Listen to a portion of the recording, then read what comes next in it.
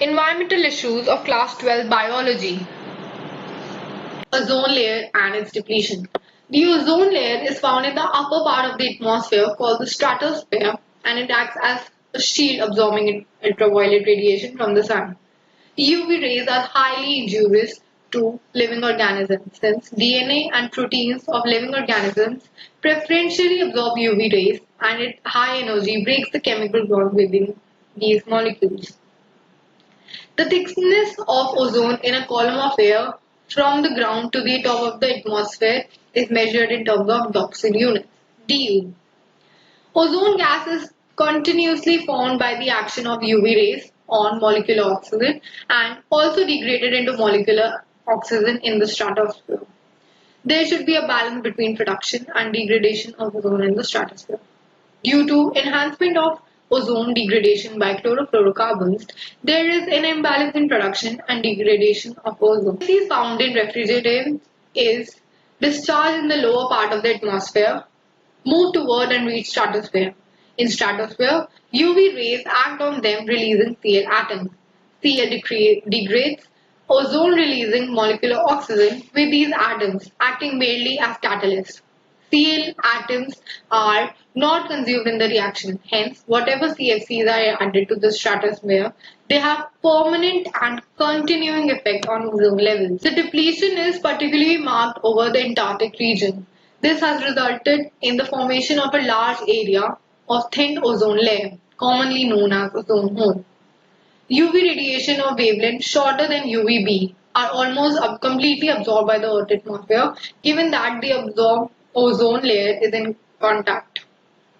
But UVB damages DNA and mutation can occur. It causes skin damage and cancers. In human eye, cornea absorbs UV radiation and a high dose of UVB causes inflammation of cornea, known as snow blindness. Recognizing the deleterious effects of ozone depletion, an international treaty known as Montreal Protocol was signed at Montreal, Canada in 1987, effective in 1989 to control the emission of ozone depleting substances.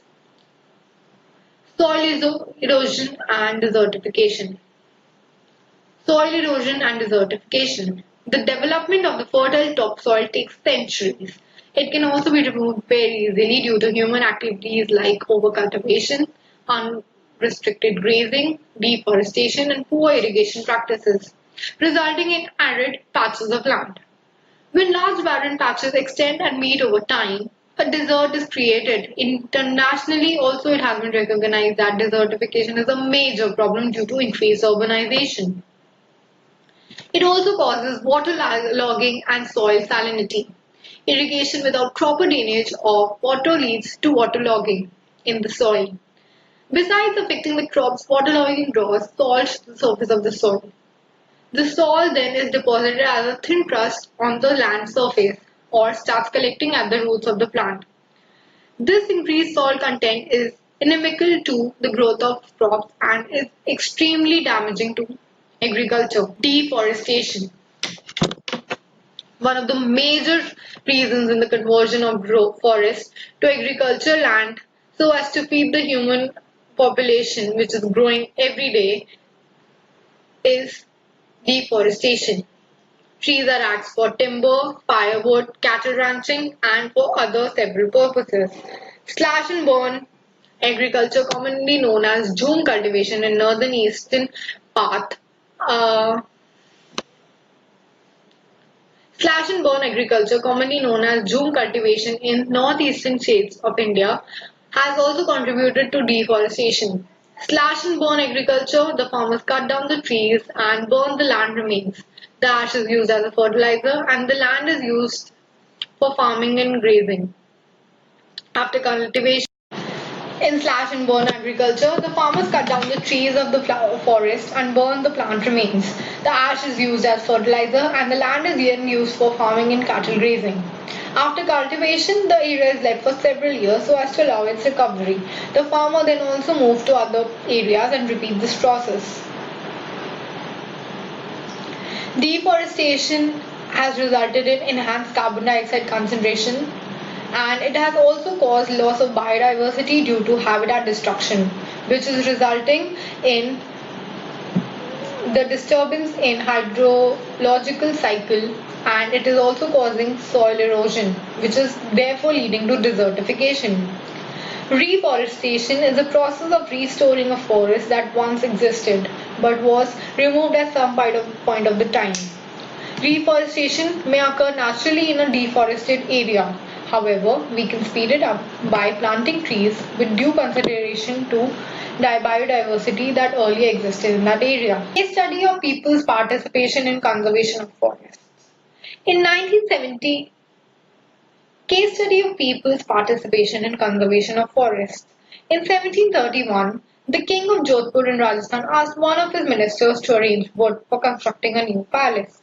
The minister and workers went to the forest near a village inhabited by Vishnu to cut down trees. The Bishnoi community is known for its peaceful coexistence with the nature. Therefore, to cut down the trees by the king was thwarted by the Bishnoi. A Bishnoi woman, Amrita Devi, showed exemplary courage by hugging a tree and daring king's men to cut her before cutting the tree. The tree mattered much more to her than her own life. Sadly, the king's men did not heed to her pleas and cut down the tree along with Amrita Devi. Her three daughters and hundreds of other Vaishnavas followed her and thus lost their life-saving trees. The Government of India has recently instituted the Amrita Devi Vaishnava Wildlife Protection Award for individuals or communities from rural areas that have shown extraordinary courage and dedication in protecting wildlife. Similar movement in 1974, the Chipko movement of Garhwal Himalayas. Local women showed enormous bravery in protecting trees from the acts of contractors by hugging them. People all over the world have acclaimed the Chipko movement. Realizing the effect, the significance of participation by local communities, the Government of India in 1980s had introduced the concept of Joint Forest Management JFM so as to work closely with the local communities for protecting and managing forests. In return for them services to the forest, the communities get benefit of various forest products such as fruits, gum, rubber, medicine, and thus the forest can be preserved and conserved in a sustainable manner. Also take a moment to introduce you to Mission Ed. It is an online tutoring and mentoring service which connects you to Tier 1 college students of IIT, NIT, AIMS, etc., from which you can ask any kinds of doubt which you may have with regard to your competitive or board examination.